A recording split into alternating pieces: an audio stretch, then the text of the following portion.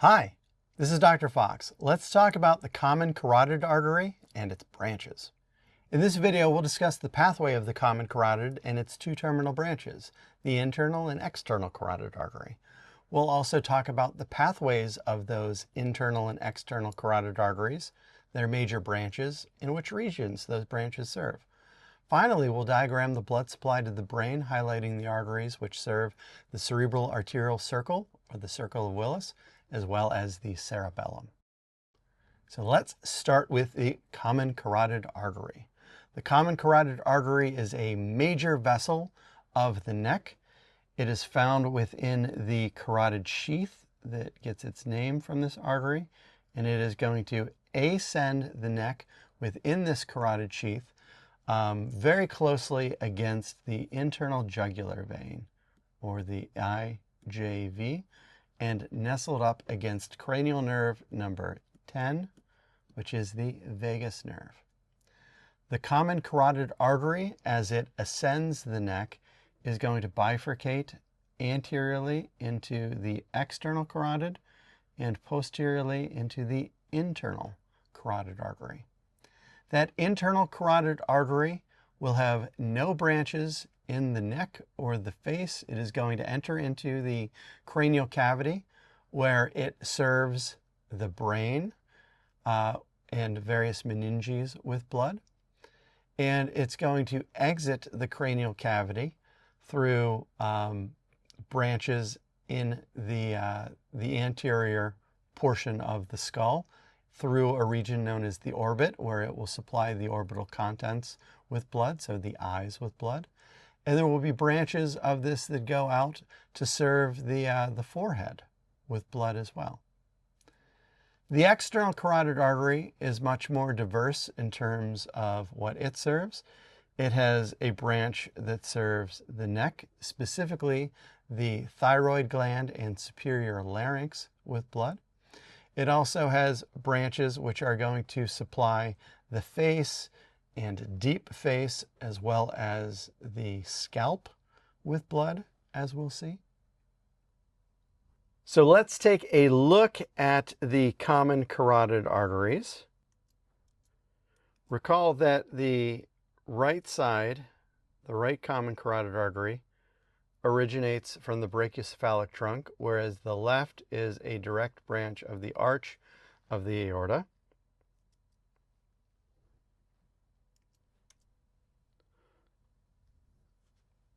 So here we can see the common carotid artery, and we can see it bifurcating posteriorly into the internal carotid artery, or the ICA, and anteriorly into the external carotid artery, or the ECA.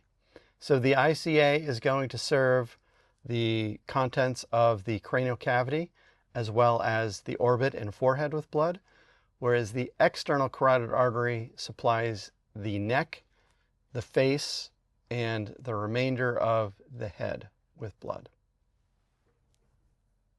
Let's take a look at the external carotid and its branches. So here we can see the external carotid originating from the common carotid artery, and its first major branch is that of the superior thyroid artery. The superior thyroid artery is going to descend the neck, serving both the thyroid gland as well as parathyroid glands and larynx with blood. Next up, we have the lingual artery. The lingual artery is going to traverse the submandibular space on the way into the oral cavity, where it is going to serve the tongue with blood. So lingua means tongue, so the lingual artery supplies the tongue with blood. Very close to the origin of the lingual artery is the origin of the facial artery. The facial artery also traverses the submandibular space, and it comes up over the mandible to supply the face with blood. So there are inferior and superior labial branches.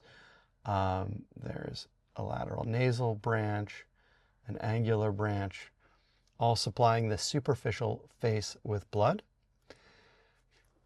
Then we have the maxillary artery. The maxillary artery is one of two terminal branches of the external carotid artery. You can barely see this, but the maxillary artery is going to dive deep into the infratemporal space, where it's going to supply the deep face with blood. And then the other terminal branch of the external carotid is that of the superficial temporal artery. The superficial temporal artery is going to branch out over the temporal region to supply the scalp with blood. Now let's look at the branches of the internal carotid artery. That internal carotid artery is branching posteriorly and ascending up to the skull, where it's going to enter the cranium through the carotid canal. So it will pop up on either side of the sella turcica within the cranium, and its first branch is anteriorly facing, and that is of the ophthalmic artery. Ophthalmic artery is going to exit the skull through the superior orbital fissure as well as the optic canal on the way out to supply the orbit and orbital contents, such as the eye and lacrimal gland and regions of the face around the orbit through its various branches. As we move more superiorly, there are anterior and middle branches which supply the cerebrum with blood. The anterior cerebral artery is one of the terminal branches of the internal carotid artery that supplies the anterior portion of the cerebrum with blood. And sometimes there is an anterior communicating artery which can anastomose or connect with an anterior communicating artery from the contralateral or the other anterior cerebral artery to help connect the anterior cerebral arteries together. The middle cerebral artery is the other terminal branch of the internal carotid artery, supplying the middle portions of the cerebrum with blood. And in some individuals, there is a posterior communicating artery, which is going to anastomose with branches from the vertebral artery to help supply the posterior aspects of the cerebrum, as well as portions of the cerebellum with blood. So this internal carotid artery is going to be the primary supply of blood to the brain. The supply of blood to the brain is complements of two vessels, the internal carotid artery and the vertebral artery. We've discussed the branches of the internal carotid artery, the anterior cerebral, middle cerebral, and the anterior and posterior communicating arteries. So let's take a look at where they are here. So here's the internal carotid artery. There's the ophthalmic artery heading anteriorly through the orbit. Then we have the anterior cerebral artery heading out. You can see that on either side. And in this case, there's an anterior communicating branch which connects those. Then the anterior segments move on to supply the remainder of the anterior cerebrum with blood. We also have middle cerebral arteries out to supply the middle portions of the cerebrum with blood. And here we're lucky enough to see posterior cerebral arteries. There and there. But there are also branches of the vertebral artery which supply regions of the brain with blood. And these vertebral arteries are going to ascend the neck within the vertebral or transverse foramina of cervical vertebrae 1 through 6. And then they're going to come together to form the basilar arteries. The basilar arteries are going to give rise to the superior cerebellar arteries and the posterior cerebral arteries. And it's those posterior cerebral arteries that can connect or anastomose with the posterior communicating branches from the internal carotid artery.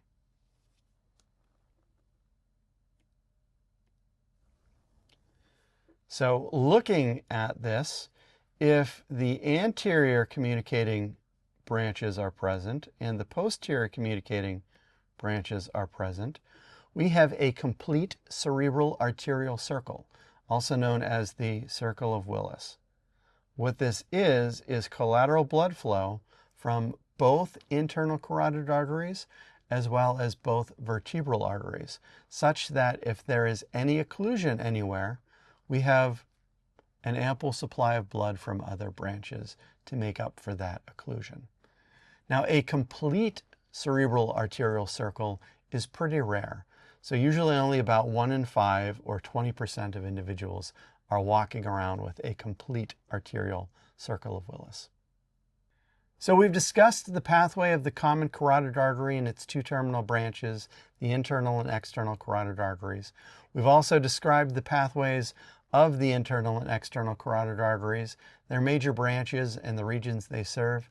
And we've focused in on the blood supply to the brain, highlighting the arteries that specifically serve the cerebral arterial circle of Willis, as well as the cerebellum. Thanks so much for your time, and I look forward to talking to you in the next video.